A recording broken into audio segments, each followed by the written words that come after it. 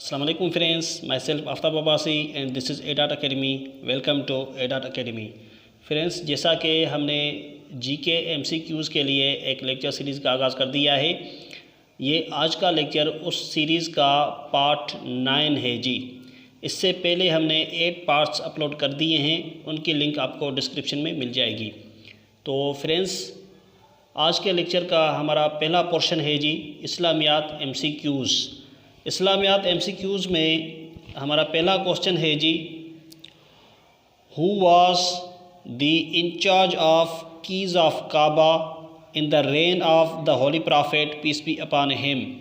इसका मतलब है जी, जब आप सल्लल्लाहु अलैहि वसल्लम का दौर था तो उसमें उनके दौर में काबा का इंचार्ज कौन था। जवाब है जी हज़रत उस्मान बिन तलहा रज़ियल्लाहु अन्हा। हज़रत उस्मान बिन तलहा आप सल्लल्लाहु अलैहि वसल्लम के दौर में काबा का इंचार्ज था। उसके बाद है जी व्हेन डिड हज़रत अबू हुरैरा एक्सेप्ट इस्लाम। हज़रत अबू हुरैरा ने कब इस्लाम कबूल किया था। जवाब है जी इन 7th हिजरा। हिजरत के 7 साल बाद हज़रत अबू हुरैरा ने इस्लाम कबूल किया था। उसके बाद हु इज़ कॉल्ड सानिये नैन। इसको पढ़ेंगे जी सानिये नैन। सानिये नैन किसका लक़ब था। जवाब है जी हज़रत अबू बकर रज़ियल्लाहु अन्हा। हज़रत अबू बकर रज़ियल्लाहु अन्हा को सानिये नैन के नाम से भी जानते थे। उसके बाद है जी विच सहाबी conquered Persia first of all. Persia को हम उर्दू या फिर सिंधी में फ़ारस कहते हैं। तो ईरान का पुराना नाम फ़ारस था, अब इसको ईरान के नाम से जाने जाते हैं। तो ईरान, इसमें पूछा जा रहा है कि ईरान को सबसे पहले किस सहाबी ने फ़तह किया था। इसका जवाब है जी हज़रत साद बिन अबी वक़ास रज़ियल्लाहु अन्हा। हज़रत साद बिन अबी वक़ास रज़ियल्लाहु अन्हा ने ईरान को सबसे पहले फ़तह किया था। नेक्स्ट क्वेश्चन है जी how many migrants were present at the time of मवाख़त। जी मवाख़त एक मुआहदा कायम किया गया था जो कि आप सल्लल्लाहु अलैहि वसल्लम ने यहूदियों और अंसारों के बीच कायम किया था। तो इसमें पूछा जा रहा है कि उस मुआहदे के वक्त कितने मुहाजिरीन आप सल्लल्लाहु अलैहि वसल्लम के साथ खड़े थे। इसका जवाब है जी 25 मुहाजिरीन प्रेजेंट थे जब ये मवाख़त का मुआहदा कायम किया गया था। फ्रेंड्स, अब हम डिस्कशन करने जा रहे हैं पाकिस्तान स्टडीज़ एमसीक्यूज़ और इसमें हमारा पहला क्वेश्चन है जी हु कोऑपरेटेड सैयद अहमद शहीद इन सिंध। सैयद अहमद शहीद को सिंध में किसने, सैयद अहमद शहीद से सिंध में किसने कोऑपरेट किया था, मतलब कि इनका साथ दिया था। इसका जवाब है जी दद्देन पीर पागारा सैयद सिबगतुल्लाह शाह राशिदी। जो उस वक्त के पीर पागारा उस वक्त का जो सैयद सिबगतुल्लाह शाह राशिदी उनका नाम था। तो सैयद सिबगतुल्लाह शाह राशिदी ने सैयद अहमद शहीद को एक असिस्टेंस दी थी, मतलब कि उनकी मदद की थी सिंध में। उसके बाद है जी What is called to the followers of पीर पागारा। पीर पागारा के मुरीदों को किस नाम से जाना जाता है। इसका जवाब है जी हुर। पीर पागारा के जो भी फॉलोअर्स हैं, मुरीद हैं उनको हुर के नाम से जाना जाता है। उसके बाद है जी where is the city of Nowshera. Nowshera एक शहर का नाम है और पूछा जा रहा है कि वो कहाँ पे है। जवाब है जी इन खैबर पख्तूनख्वा। खैबर पख्तूनख्वा में नौशेरा शहर वाक़ है। उसके बाद है जी व्हेन डिड सैयद अहमद शहीद कम टू नौशेरा, सैयद अहमद शहीद नौशेरा कब गए? जवाब है जी इन दिसंबर 1826, दिसंबर का महीना था और 1826 का साल था, तब सैयद अहमद शहीद नौशेरा गए थे। उसके बाद है जी वेयर डिड सैयद अहमद शहीद सेट अप हिज हेडक्वार्टर्स इन KPK, खैबर पख्तूनख्वा में सैयद अहमद शहीद ने अपना हेडक्वार्टर या फिर अपना मरकज़ कहाँ पे कायम किया? जवाब है जी इन नौशेरा, नौशेरा के शहर में उन्होंने अपने जिहाद का जो मरकज़ कायम किया था वो नौशेरा के शहर में किया था। और नौशेरा शहर कहाँ पे है जी? खैबर पख्तूनख्वा में।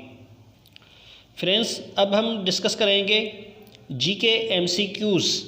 तो GK MCQs का हमारा पहला क्वेश्चन है जी who was the first man to climb Mount Everest twice, मतलब कि माउंट एवरेस्ट पे 2 मरतबा ऐसा कौन सा पहला आदमी था जो माउंट एवरेस्ट पे 2 मरतबा चढ़ा था? इसका जवाब है जी नवांग गोम्बू। नवांग गोम्बू एक ऐसा शख्स था जो 2 मरतबा माउंट एवरेस्ट पे चढ़ गया था, वो भी सबसे पहले। उसके बाद है जी which is the highest navigable lake, इसमें पूछा जा रहा है कि नेविगेबल लेक सबसे ऊंची, मतलब कि सबसे जो बड़ी लेक है वो कौन सी है?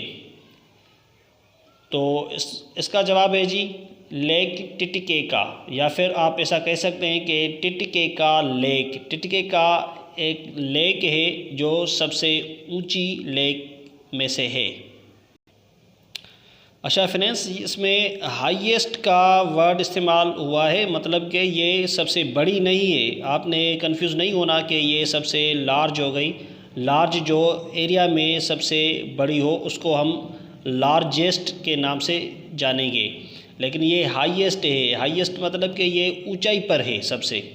तो हाईएस्ट और लार्जेस्ट में ये फ़र्क होता है।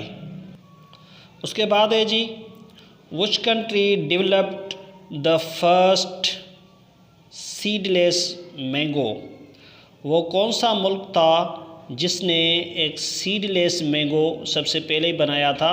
सीडलेस मतलब कि उस मैंगो में अंदर जो उसकी वो जिसको हम उर्दू या फिर सिंधी में उसको हम खखड़ी के नाम से जानते हैं, तो ये उसका सीड होता है मैंगो का। तो इंडिया ने ऐसा मैंगो डेवलप किया था जिसमें सीड नहीं था। तो इंडिया था वो कंट्री जिसने सीडलेस मैंगो तैयार किया था या फिर बनाया था। उसके बाद है जी what is the capital city of Bangladesh, Bangladesh का कैपिटल सिटी क्या है? इसका नाम है जी ढाका। उसके बाद what is the currency of Bangladesh, Bangladesh की करेंसी का नाम क्या है? जवाब है जी टक्का। टक्का बांग्लादेश की करेंसी का नाम है। फ्रेंड्स, अब हम डिस्कस करेंगे साइंस MCQs। तो साइंस MCQs में हमारा पहला क्वेश्चन है जी name the most famous books of Al Kindi. Al Kindi का सबसे मशहूर किताब क्या है, या फिर उनके कितने किताब जो सबसे मशहूर हुए थे? तो इसका जवाब है जी डी एस्पेक्टिबस। एक इनका किताब था, उनका नाम था उसका डी एस्पेक्टिबस, और दूसरा था डी मेडिसिनारम कॉम्स्टेरियम ग्रेडिबस। तो ये 2 किताब थे, एक था डी एस्पेक्टिबस और दूसरा था डी मेडिसिनारम कॉम्स्टेरियम ग्रेडिबस। ये 2 किताब अलकिंडी के सबसे ज़्यादा मशहूर हुए थे। नेक्स्ट क्वेश्चन है जी when was Abul Qasim al Zahrawi born, Abul Qasim al Zahrawi कब पैदा हुए थे? इसका जवाब है जी इन 936 AD। 936 का साल था, तब अबुल कासिम अल ज़हरावी पैदा हुए थे। Where was all Zahrawi born, अल ज़हरावी कहाँ पे पैदा हुए? जवाब है जी इन स्पेन, वो स्पेन में पैदा हुए थे। व्हेन डिड अल-ज़हरावी डाई, अल-ज़हरावी ने कब वफ़ात पाई थी? इन 1013 AD, 1013 का साल था जब इन्होंने वफ़ात पाई थी। उसके बाद है जी, what is called to al Zahrawi in the West, मतलब कि यूरोपियन कंट्रीज़ में अल-ज़हरावी को किस नाम से जाना जाता था? इसका जवाब है जी मम्मून, उनको मम्मून के नाम से जाना जाता था यूरोपियन कंट्रीज़ में। फ्रेंड्स, इस लेक्चर में इतना ही। मज़ीद लेक्चर्स देखने और सुनने के लिए प्लीज़ हमारे चैनल को सब्सक्राइब करें, लाइक करें, शेयर करें और कमेंट कर दें। तो thank you friends, thank you so much. अल्लाह हाफ़िज़, टेक केयर।